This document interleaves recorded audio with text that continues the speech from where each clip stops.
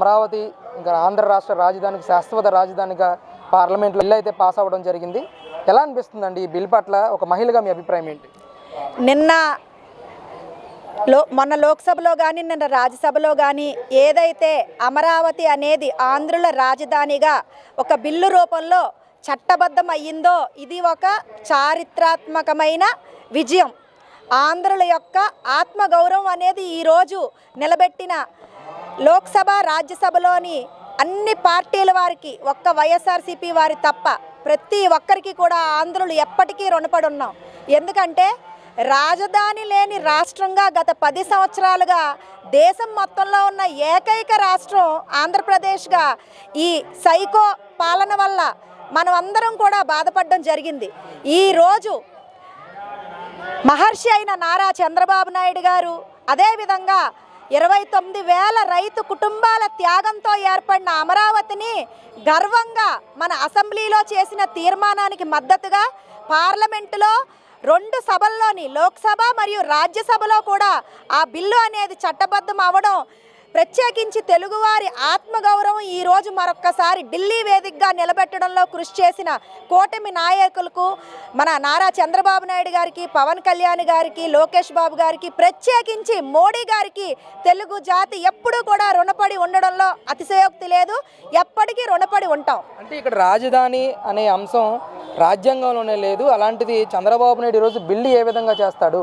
ఈ బిల్లు అంతా కూడా అమరావతిలో తన బినామీల ఆస్తులు పెంచుకోవడానికి, దోపిడీ చేయడానికి ఒక డ్రామా ఆడుతున్నాడు చంద్రబాబు నాయుడు అని చెప్పేసి కూడా జగన్మోహన్ రెడ్డి మాట్లాడుతున్నారు. ఎలా చూస్తారు అసలు ఈ కామెంట్స్?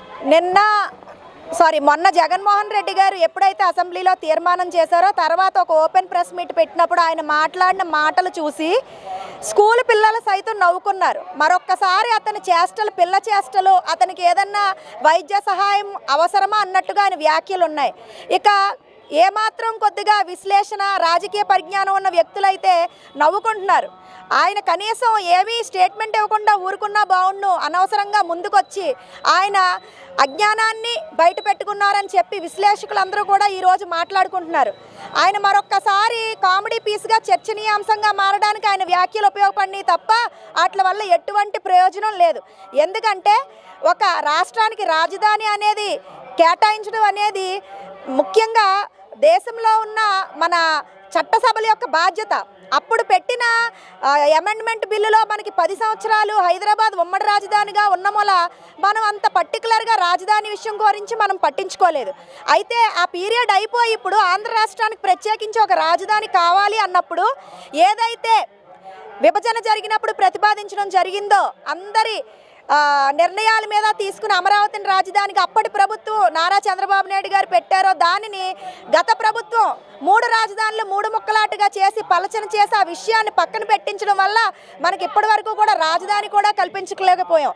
అటువంటి చేతగాని దద్దమ్మలు ఈరోజు ఈ ప్రభుత్వం మనకి రాజధాని ఏర్పాటు చేయడం ఓర్వలేక ఆ క్రెడిట్ వాళ్ళకి ఎక్కడ వస్తుందో అని చిలవల పలుకలుగా ఇంకా మేమేం మాట్లాడితే అది నమ్మి జనాలు ఉన్నారనే పిచ్చి అపోహతో పిచ్చి పిచ్చి కోతలకు వస్తున్నారు. అసలు అంటే ఇక్కడ ముఖ్యంగా అమరావతి నిర్మించాలంటే దాదాపు 2 లక్షల కోట్ల రూపాయలు అవసరం. అందులో ఒక 10% ఈ విజయవాడ, గుంటూరు, మచిలీపట్నం మధ్యలో డెవలప్ చేస్తే మనకి మహానగరాన్ని మనం సృష్టించవచ్చు అని చెప్పేసి జగన్ గారు మాట్లాడుతూ ఉన్నారు. అసలు వీళ్ళని ఎవరు అడిగారండి? వీళ్ళని ఎవరన్నా అడిగారా? మీరు ఎప్పుడైనా అసెంబ్లీకి వచ్చి కనీసం మీరు ఎమ్మెల్యేలుగా నెగ్గిన మీ నియోజకవర్గ ప్రజల కోసం మీరు వచ్చి ఏనాడన్నా మాట్లాడారా? ఇప్పుడు మిమ్మల్ని ఎవరన్నా అడిగారా? ఉచిత సలహాలు ఎందుకండి? మీరు 5 ఏళ్ళుగా ఉన్నప్పుడు మీరేం చేశారు? 5 సంవత్సరాలు మీకు మ్యాండేట్ ఇచ్చారు కదా, మీకు ప్రభుత్వాన్ని అప్పగించారు కదా ప్రజలు. పోనీ అమరావతి కాకపోతే అదే డబ్బులతో మీరు చెప్పిన విజయవాడ, వైజాగ్ అన్నీ మీరు డెవలప్ చేసేయచ్చు కదా. 5 ఏళ్ళు మీరేం చేశారు? గాడిదలకు పళ్ళు తోమారా? మీరు ఏదైతే చెప్తున్నారో ఆ డబ్బులతో అప్పుడు మీరు ప్రభుత్వంలో ఉన్నారు, ఆ నగరాలు మీరు డెవలప్ చేసేసి చూపించవచ్చు కదా. ఈ పాటికి ఎందుకు వచ్చింది? జనాలు ఇంకా మెయిన్ తెలుగు జాతి అనేది చులకన భావం ఏర్పడుతుంది మీలాంటి నాయకుల వల్ల.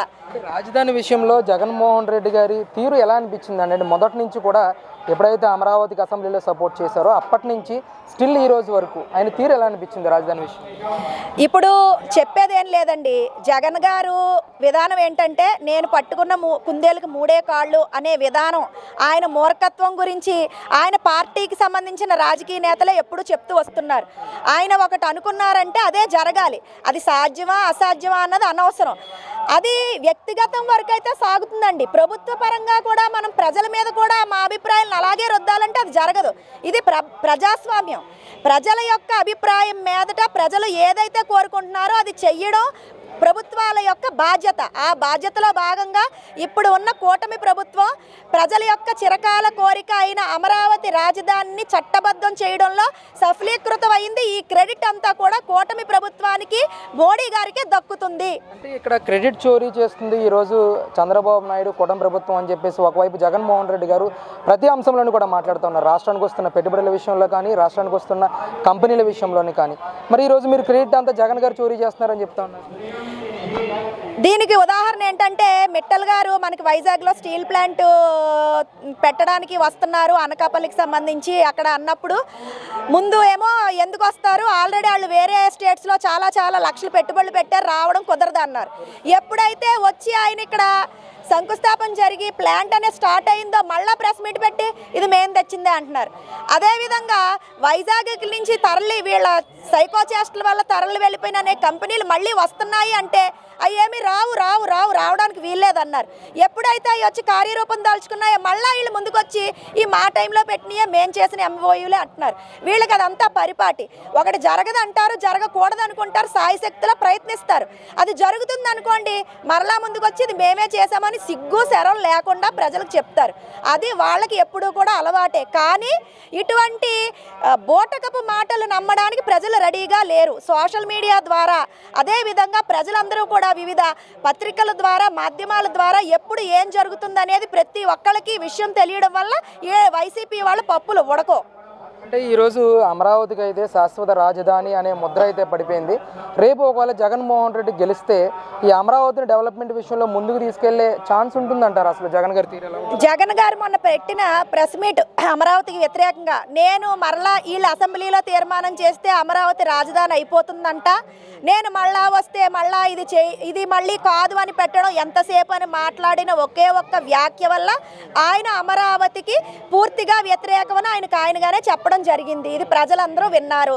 అదేవిధంగా 2 చట్టసభల్లో కూడా ఆ పార్టీకి సంబంధించిన వ్యక్తులు బాయ్కట్ చేయడం జరిగింది. అమరావతికి సంబంధించిన దానికి అటు సపోర్టు చేయలేదు, వ్యతిరేకంగా కూడా ఓటు వేయలేదు. అంటే వాళ్ళు ఏం చేస్తున్నారు అన్నది వాళ్ళకే తెలియదు, ఒక అయోమయమైన స్థితిలో ఉన్నారు. అటువంటి వాళ్ళని మళ్ళీ ప్రజలు నమ్మి అధికారంలో తీసుకురావడం అనేది జరగదు. ఫస్ట్ వైఎస్ఆర్సీపీ పార్టీ అనేది మరలా అధికారంలోకి రావడం జరగదు. ప్రత్యేకించి అమరావతిని మన ఆంధ్రుల రాజధాని కింద కాదు అని చెయ్యడం ఎవరి వల్ల కాదు.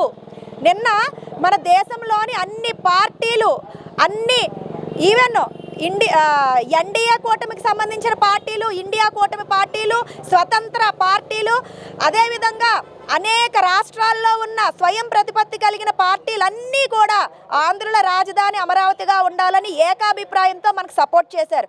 అటువంటి దాన్ని మళ్ళా కదపడం ఎవరి వల్ల కాదు.